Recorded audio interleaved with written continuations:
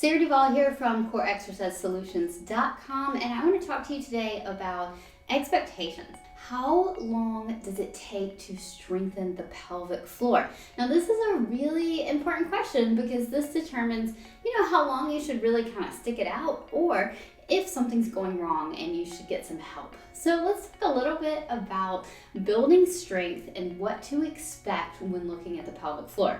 So there's a couple of things that I like to start with. One of those is, what is your starting point, and then what is your ending point? What is your goal? So if you have no strength whatsoever, and you can't even get a little flicker of your pelvic floor to contract those muscles in the pelvic floor, and you want to go to really strong to provide your pelvic floor with lots of support, have great sex, all that good stuff, you're going to have a ways to go. So you should set your expectations for 3, even 6 months down the road of consistent work.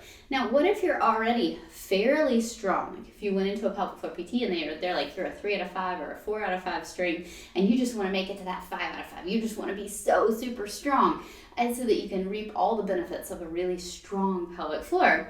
Well, if that's the case, then I'm going to say, all right, well, let's set it more like a 6-week expectation. So it really depends on what's your starting point and then where do you want to go. The other thing I want to look at is, what is your connectivity like? So are you able to connect with your pelvic floor, really feel what's going on? Can you feel the front? Can you feel the back? Can you feel that connection with your pelvic floor? Because the better you're able to connect, the better you're able to recruit. So when you first start doing pelvic floor contractions and working on strengthening the pelvic floor, you're going to be increasing neuro recruitment. Okay, so this is often confused with strength. So people are like, oh, I go to the gym, I start lifting, I go back a week later, I can lift heavier weight. Well, you're not actually stronger. What's happening is the demand has increased, and so your brain is saying, wow, I need to wake up more of these nerve signals in the muscle, and so it increased neuro recruitment. So basically you are recruiting more of the muscle to help you with a given task. And the same thing happens with the pelvic floor. So if you notice an improvement in those first few weeks of doing your exercises, that's awesome, but you're not actually building strength yet. You're just increasing neuro recruitment, which is great. But once we get to that kind of top end of neuro recruitment, then we want to really build strength. Now, putting on muscle in the pelvic floor is just like putting on muscle in any other part of our body. We must overload, which means we have to increase the demand so the muscle knows it needs to get stronger, and then we have to give it consistent overload over time, which is looking like 4 to 6 weeks, okay, to build muscle.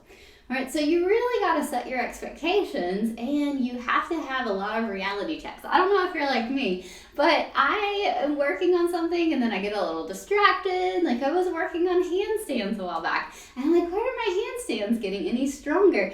And then I realized, oh wait, I only worked on it once a week. Oh, and then I missed this week for something. And so I really want you to take a good hard look at your consistency and what you're actually doing on a weekly basis and what that looks like. Okay, so we've got neuro recruitment, we've got your ability to connect, we've got your consistency, we've got your starting point.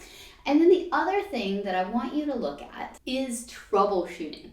Right, so if you're having trouble, you're like, Sarah, I have been at this for weeks, for months, and I'm really not getting any better. I want you to take a look at troubleshooting the pelvic floor. So basically the pelvic floor works with the rest of the body. So I've had patients where they've been doing Kegels and Kegels and Kegels and contracting their pelvic floor, and they're not able to get better. And then we take a look at what's going on with their inner thigh muscles. We take a look at what's going on with their abs, their lower abs, what's going on with their breathing, what's going on with their paraspinals and their back. How strong are their hip rotators? And then all of a sudden their pelvic floor magically wakes up, and we go from that 3 out of 5 or 4 out of 5 strength to that 5 out of 5 just overnight like that. And so it's really cool. So take all of that into account when you think about setting your expectations for strengthening the pelvic floor, and just really stick with it, and then get help if you need it. Thanks for watching this video. I appreciate you sticking around to learn more about your body. If you found this video interesting, hit the thumbs up below and then subscribe to my channel, because I put out regular good information for you, and so that way you will get notifications on those videos as soon as they arrive. If you'd like more information on our programs, go to coreexercisesolutions.com, where you will find experts in the field, amazing physical therapists, personal trainers that have come together to help provide the most efficient program for you to get your body stronger.